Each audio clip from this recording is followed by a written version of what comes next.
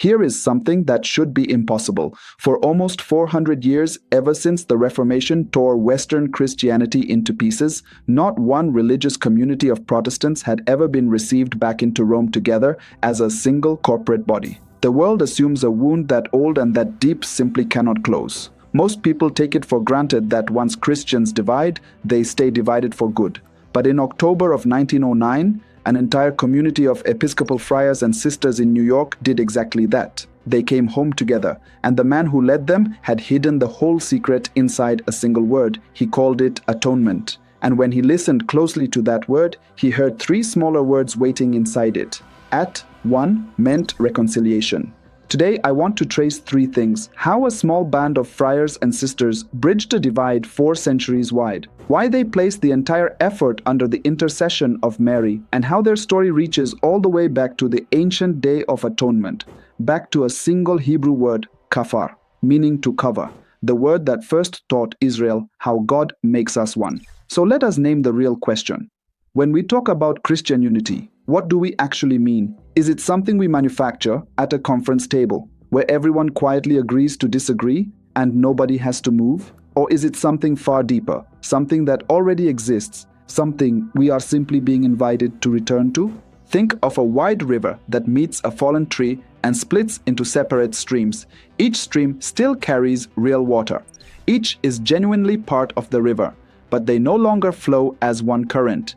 Reunion is not the building of a brand new river. It is the clearing away of whatever blocks the streams so that they rejoin the one flow they were always meant to share. And here is the confusion so many of us carry. We are told that longing for the church to be visibly one, not merely polite but truly one, is narrow-minded. And so we stay quiet. But if that unity is the very thing Jesus prayed for on the night before he died, then our longing is not arrogance. It is an echo of his own heart. The stakes are real because a divided Christianity weakens the witness of the gospel before a watching world. If you are interested in deepening your faith, hit like and tell me where you are watching from. Consider subscribing to stay rooted in Catholic truth. Support our videos, team, and tools. The link is in the description, or scan the QR code on screen. But where does this teaching actually come from? To answer that, we have to go back much further than 1909. We have to go back to the very heart of Israel's worship. Once a year, on the Day of Atonement described in Leviticus chapter 16, the high priest entered the holiest place and sprinkled blood on the golden cover of the ark. That cover had a name. In Hebrew, it is kaporeth, the mercy seat, and it is often connected to the root kafar, meaning to cover and so to reconcile. Notice what this means. Atonement, from the very beginning, was never an abstraction. It meant being covered, being made right, being brought back into oneness with God. Now here is the bridge, and it is worth pausing to observe. When Jewish scholars translated their scriptures into Greek, they rendered that word for the mercy seat as hilasterion, and that exact same Greek word surfaces again in the New Testament in Romans chapter 3 verse 25, where St. Paul says that God put forward Christ as the hilasterion. Many scholars read that word here exactly as it was used in the temple.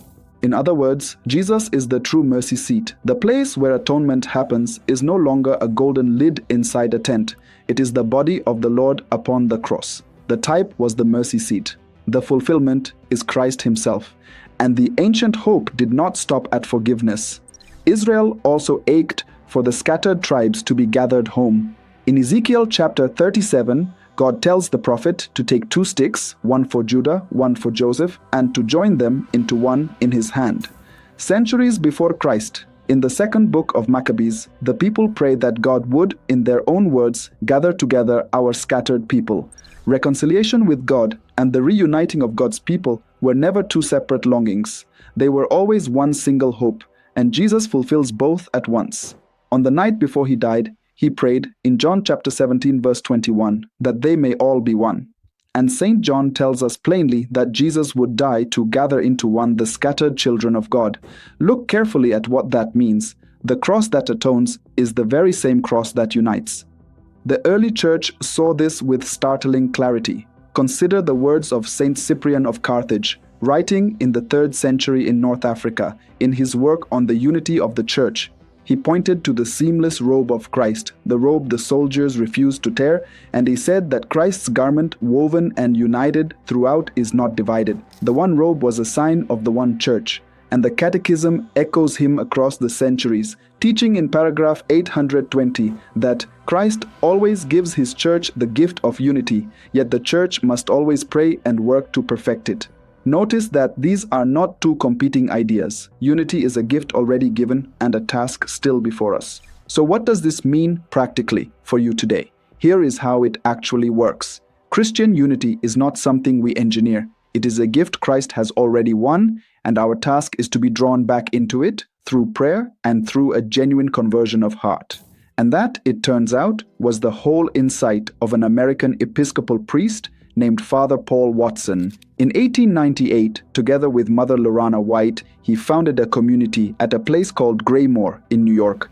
The divisions among Christians weighed on him, so in 1908 he began an 8-day period of prayer from the 18th to the 25th of January, begging God for the reunion of Christ's followers. He called it the Church Unity Octave. And the very next year, in 1909, his entire community was received into the Catholic Church together as a single corporate body, the first religious community welcomed home this way since the Reformation. And here is the detail I keep coming back to. Father Paul placed all of it under the intercession of Mary, whom he honored as Our Lady of the Atonement, a title he understood as bound up with Christian unity.